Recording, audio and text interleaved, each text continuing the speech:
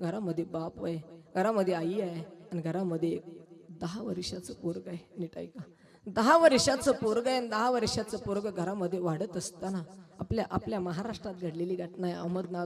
अहमदनगर नावाचा जिल्हा आहे आपल्या महाराष्ट्रात. नगरमध्ये घडलेली घटना आहे. 10 वर्षाचं पोरग आहे आणि घरामध्ये बाप आहे. नीट ऐका, घरामध्ये बाप आहे. पोरग 10 वर्षाचं झालंय आणि 10 वर्षाचं पोरग आता झोपी गेलं आणि तेवढ्यात त्याचा बाप रात्री 12 वाजताची लाईट आहे म्हणून झोपेतून उठला. त्या बापाचा हात एका तांब्याला लागला, तांब्या खाली पडला, आवाज झाला आणि आवाजानं पोरग उठून उभा राहिलं. पोरग ताडकन उठलं. बाबा कुठं चालले हो बाबा? बाबा बाबा कुठं चालले बाबा? ए राजा झोप. बाबा नाही, मला सांगा कुठं चालले. बाबा तुम्ही सांगा ना कुठं चालले. आणि बाप सांगत होता, राजा मी दारी धरायला चाललोय, उसाला पाणी भरायचंय, मी कामाला आहे लोकांच्या घरी. अरे बाळा मी सालानी आहे, मला सालाला 50,000 रुपये मिळतात, त्यामुळे रोज मला कामाला जावं लागतं. राजा मी दारी धरायला चाललोय, तू झोप इथं. आणि 10 वर्षाचं पोरग आहे. असं म्हणतात बाल हट्ट आणि स्त्री हट्ट पुरवावा लागतो. बाबा मलाही यायचंय तुमच्या सोबत. नाही राजा नको येऊ. बाबा यायचंय मला. अरे नको नाही बाबा यायचंय मला. पोरग रडायला लागलं. रडणार पोराला बापानं पाहिलं, बापाला सहन झालं नाही. बापानं सांगितलं, बाबा येऊ द्या ना हो मला. बापानं पोराला कुशेला घेतलं, बापानं पोराला खांद्यावर घेतलं आणि बाप चालायला लागला. चालणारा बाप शेतामध्ये गेला. रात्री 12 वाजता बाप घराच्या बाहेर पडलेला आहे, हातामध्ये खोर आहे, दुसऱ्या खांद्यावर पोरग आहे. बाप आता शेतामध्ये गेला. ऐका रे दादा, बाप काय असतो कळेल तुम्हाला. विचारा या लेकराला आज बाप काय आहे. बाप शेतामध्ये गेला आणि बाप शेतामध्ये गेल्याच्या नंतर 12 वाजता निघालेला बाप आता 1:30 वाजता शेतामध्ये पोहोचला. गावाच्या पायल तीरावर, पार गावाच्या विशीच्या बाहेर, शिवाच्या बाहेर वावर आहे. 1.5 तास त्या ठिकाणी अंधारामध्ये लागलेला आहे. 1.5 तास पोरग बापाच्या खांद्यावर आहे आणि बाप आता शेतामध्ये गेला. 1:30 वाजता बाप शेतामध्ये पोहोचला. हातातलं खोरं खाली ठेवलं, पोराला खाली ठेवलं. पोराच्या हातामध्ये गोधाड दिलं होतं, ते गोधाड हातरलं आणि त्या गोधाड्यावर पोराला झोपवलं. बाळा इथं झोप, मी दारे धरतो असं म्हणून बाप दारे धरायला गेला. बटन दाबलं, पाणी चालू झालं आणि आता बाप दारे धरत होता. 2 वाजले, 3 वाजले, बघता बघता बघता बघता 6 वाजले. 6 वाजले आणि त्या ठिकाणी माझ्या सूर्यनारायणाचा अवतार त्या ठिकाणी प्रगट व्हायला लागला. सूर्य उगायला लागला, पलीकडून प्रकाश दिसायला लागला. आता दिवस बाहेर यायला लागला होता. बघता बघता 8 वाजले, लाईट गेली आणि 8 वाजता तो दारे धरणारा बाप त्या पोराच्या जवळ आला आणि पोराला उठले. राजा उठ, घरी जायचंय आपल्याला. बाबा घरी जायचंय का? चला बाबा. बापानं पुन्हा ते पोरग खांद्यावर घेतलं, पुन्हा हातातलं खोरं तिथं ठेवलं, बाप चालायला लागला. ऐका आता दादा, बाप गावाच्या विशीपर्यंत आला. बाप गावाच्या विशीपर्यंत आला. बापाला अतिशय अतिशय भूक लागली होती.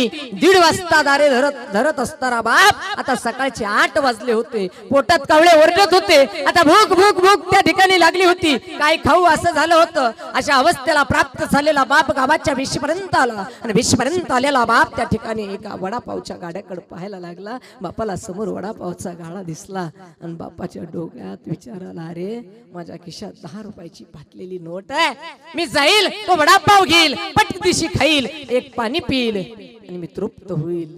कुणाच्या डोक्यात आलो? कुणाच्या डोक्यात? बापाच्या डोक्यात आलं. हात थरथरता हात आता खिशाच्या जवळ गेला. 10 रुपयाच्या नोटेला हात लागला आणि तेवढ्या डोक्यात विचार आला, अरे नको रे, माझ्या डोक्यावर माझ्या खांद्यावर माझं पोरग बसलंय. बापान हात काढून घेतला. बाप चालायला लागला. तेवढ्या डोक्यावरच्या पोरं नाव, बाबा ओ बाबा मला वडापाव खायचा आहे बाबा. पोरांना आवाज दिल्या पोराला उतरून खाली ठेवलं, पटदिशी हात घातला, 10 रुपयाची नोट बाहेर काढली, वडापावच्या गाड्यावाल्याला दिली. ऐका रे दादा, आणि पटदिशी 10 रुपयाचा वडापाव घेतला आणि पोराला खायला दिला. खा. आणि पोरग वडापाव खात होतं. उपरण्याने पोटाला बांधलं, बापानं घट्ट बांधलं आणि पोराच्या समोर जो जग भरून पाणी ठेवलं होतं ना, तो पाणी तो बाप पित होता आणि वडापाव पोरग खात होतं आणि बाप त्या पोराकडे बघून हसत होता आणि म्हणत होता, राजा एवढा वडापाव खा, माझं पोट भरल, याला बाप म्हणतात. नाही, त्या बापाची सर नाही येऊ शकत तुम्हाला. या जगाच्या पाठीवर फक्त एकमेव गोष्ट आहे. पण एक सांगू का बरं का दादा, तुम्ही इथं बसलेल्या सगळ्या बापाला सांगेल मी, आज आमचे पोरं बापाला घाबरायला लागले हो. आज आमची पोरं बापाकडे, अहो शपथ सुद्धा आमचं पोरग बापाची घेत नाही. पोरग सहज म्हणतं आई शपथ, पोरग शपथ सुद्धा बापाची घ्यायची. बाप शपथीच्या पण लायकीचं नाही. का होतं माहितीये का असं? ह्या आया आहेत ना आमच्या आया, लई चॅप्टर आहेत भाऊ.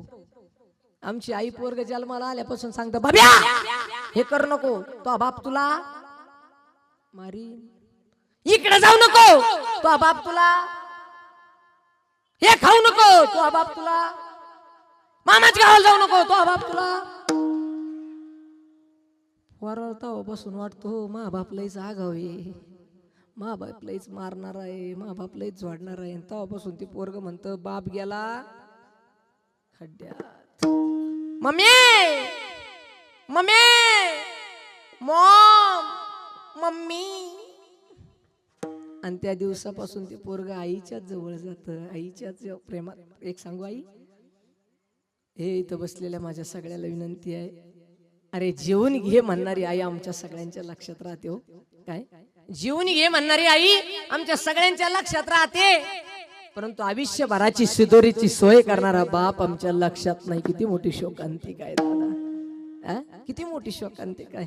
अरे आमची आई फक्त दिवसाचा डबा बनवते म्हणून आई आमच्या लक्षात राहते, परंतु आयुष्यभर पोराला पुरलं पाहिजे एवढे वावर घेऊन ठेवतो तो बाप आमच्या कधी लक्षात राहणार आहे. ही शोकांतिका आहे दादा, फार अवघड झालंय हो. म्हणून विनंती असेल माझी, अरे आई घराचं मंगल्य आहे तर बाप घराचं अस्तित्व आहे. आई घराचं मंगल्य आहे तर बाप घराचं अस्तित्व आहे. आई घराची कळस आहे तर बाप घराचा पाया आहे. परंतु पाया कधीच कुणाला दिसत नाही हो, फक्त भिंती दिसतात ना. परंतु या भिंतीसाठी त्या बापाला आयुष्यभर गाडून घ्यावं लागतं ना, त्याचं नाव बाप आहे दादा. म्हणून विनंती असेल गड्या माझी, विनंती असेल, या जगाच्या पाठीवर काही करा, काही करा या जगाच्या पाठीवर. आणि इथं बसलेले बरं का पुणेकर, मग सगळ्याला सांगतो ऐका, तुम्ही किती प्रॉपर्टी कमवा, किती पैसा कमवा, किती पोराला तुम्ही फॉर्च्युनर घेऊन द्या, BMW घेऊन द्या, ऑडी घेऊन द्या, मर्सिडीज घेऊन द्या, फरारी घेऊन द्या, पण तुमचं पोरग बरं का जन्मदात पोरग, आईनो 9 महिने 9 दिवस पोटात ठेवलेलं पोरग म्हणाने एक दिवस आई तुला काही कळत, आमच्या बापाला काही अक्कल, तुम्हीच म्हणा तुमचं जन्मदात लेकरू म्हणेल माझ्या बापाला काही कळत नाही. पण एखादा अनाथ पोरग सांभाळून बघा, आशीर्वाद दिल्याशिवाय मरत नाही, याची किंमत आहे महाराज.